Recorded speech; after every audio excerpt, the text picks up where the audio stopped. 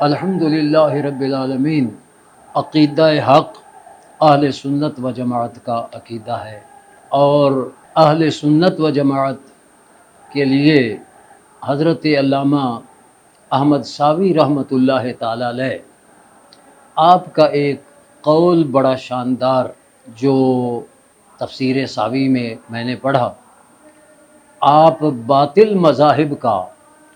یہ معتزلی اور رافضی، خارجی، مرجی، ان کا ذکر کر کے اہل سنت و جماعت کے لیے فرماتے ہیں کہ خراجہ من بین فرث و دمن لبنا خالصا سائغا للشاربین، کہ یہ عقیدہ حق اہل سنت و جماعت یہ گوبر اور خون کے درمیان میں سے ایک خالص دودھ اللہ نے نکالا ہے، لبنا خالصا سائغا للشاربین، جو پینے والوں کے لیے خوشگوار ہے۔ اور الحمدللہ رب العالمین، عقیدہ حق اہل سنت و جماعت ہی یہ لبنن خالصن ہے، اور دیگر سارے دمن و فرسن، کوئی خون ہے کوئی گوبر ہے، خون ہے تو وہ بھی پلید ہے، گوبر ہے تو وہ بھی پلید ہے۔ تو الحمدللہ جو عقیدہ حق اہل سنت و جماعت پہ قائم اور ثابت رہے گا وہ راہ حق پہ ثابت قدم رہے گا۔ جو خارجیوں کی طرف جائے گا یا رافضیوں کی طرف جائے گا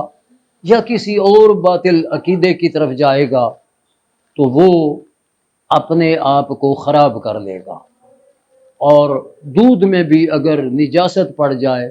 تو وہ دودھ نجس ہو جاتا ہے، وہ دودھ نہیں رہتا، لبنا خالصا سائغا للشاربین نہیں رہتا۔ آج ہم دیکھ رہے ہیں بدقسمتی سے بہت سارے وہ لوگ جو پہلے مناظر تھے اور باطل مذاہب سے مناظرے کرتے تھے، اور آج وہ ان باطل مذاہب کے ساتھ ہم نوا اور ان کے معاون مددگار اور ان کو اپنا معاون مددگار اور دوست بنا رہے ہیں۔ بالکل ان کی مثال قرآن کریم میں جو اللہ تعالیٰ نے ایک اس احمق عورت کی مثال بیان فرمائی کہ جو سوت کاٹتی رہتی اور جب بہت سارا سوت کاٹ لیتی تو پھر وہ اپنا کاٹا ہوا سوت اپنے ہاتھوں سے توڑ دیتی، اس احمق عورت کی طرح اللہ تعالیٰ نے مسلمانوں کو فرمایا وَلَا تَكُونُوا كَالَّتِي نَقَضَتْ غَزْلَهَا مِن بَعْدِ قُوَّةٍ أَنْكَاثًا، کہ اس احمق عورت جیسے نہ بن جانا کہ جو اپنا سوت کاٹ کے پھر اس کو اپنے ہاتھوں سے خراب کر دیتی ہے۔ آپ اندازہ کیجئے جنہوں نے 70 سال عمر تک باطل سے مناظرے کیے اور فتح کے جشن منائے، اور آج وہ انہی کی گود میں بیٹھے ہیں، تو یہ اس سوت کاٹنے اور کاٹ کر کاٹنے والی اس ہمخواہ عورت سے کیا کم ہے؟ اور اللہ تعالیٰ نے فرمایا تھا ایسے نہ ہو جانا۔ الحمدللہ رب العالمین،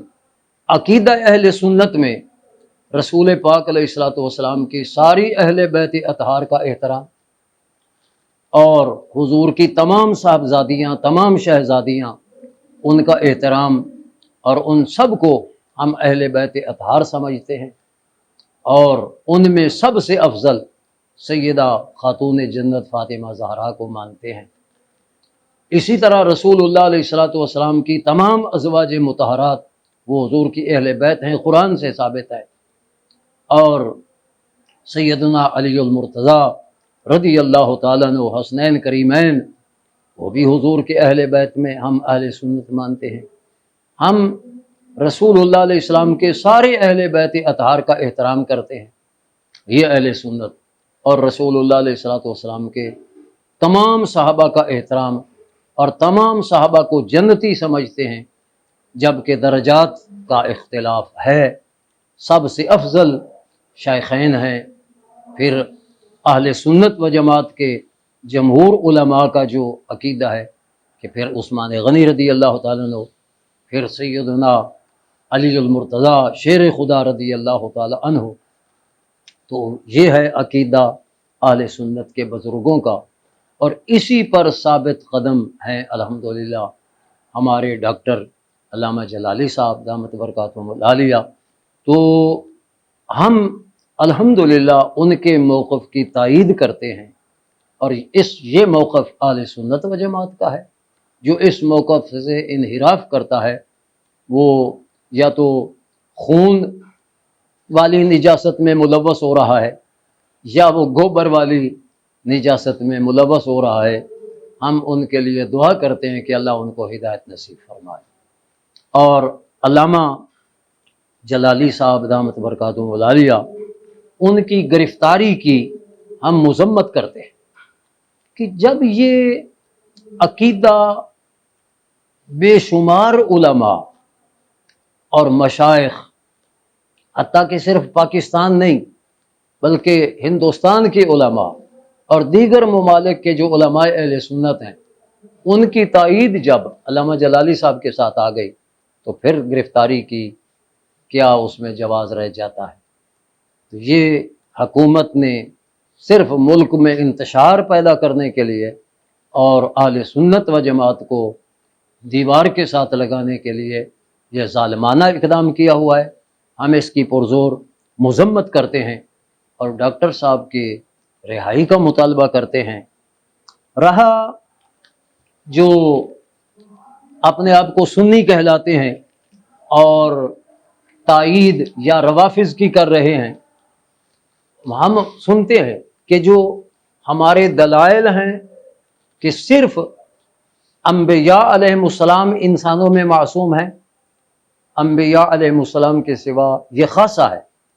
اور علمی بات ہے کہ خاصہ تو شے ما یوجد فیہ ولا یوجد فی غیرہ، کہ خاصہ کہتے ہی اس کو ہیں جو جس کا خاصہ ہو اس میں پایا جائے، دوسرے میں نہ پایا جائے۔ تو جب اہل سنت کے بزرگوں کا یہ عقیدہ ہے اور دلائل سے یہ ثابت ہے کہ یہ خاصہ ہے معصوم ہونا اللہ کے نبیوں کا، یا پھر ساری مخلوق میں فرشتوں کا بھی یہ خاصہ ہے، تو دیگر حضرات ان کو معصوم مان کر اللہ کے نبیوں کے برابر یا اللہ کے نبیوں سے بھی افضل ماننا، یہ ادب نہیں ہے، یہ تو ظلم ہے۔ اور عوام الناس جو جاہل تھے، علماء کا فرض تھا ان کی رہنمائی کرنا، لیکن یہاں عوام الناس جو بھولے بھالے ہیں ان کو بھی گمراہ کیا جا رہا ہے۔ اللہ تعالیٰ عوام اہل سنت کو بھی اپنے عقیدے کی پاسداری کی توفیق عطا فرمائے، اور جو علماء اہل سنت کہلا کر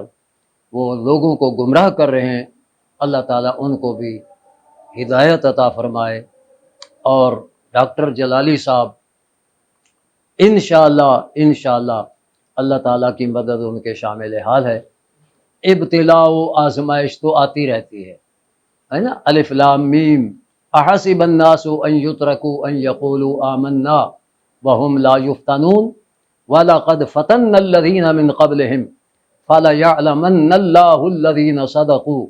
وَلَيَعْلَمَنَّ الْكَاذِبِينَ۔ یہ تو اللہ تعالیٰ ایمان والوں کی صداقت کو ظاہر کرنے کے لیے ابتلاء و آزمائش میں بھی ان کو مبتلا فرماتا ہے۔ تو انشاءاللہ یہ بھی جلالی صاحب کی صداقت واضح ہوگی، اور اللہ ان کو رہائی بھی نصیب فرمائے گا، اور ان کے دشمن شرمسار ہوں گے۔ اللہ تعالیٰ ان کی حفاظت فرمائے، اللہ تعالیٰ ان کو عمر دراز با صحت عطا فرمائے۔ وآخر دعوانا ان الحمد للہ رب العالمین۔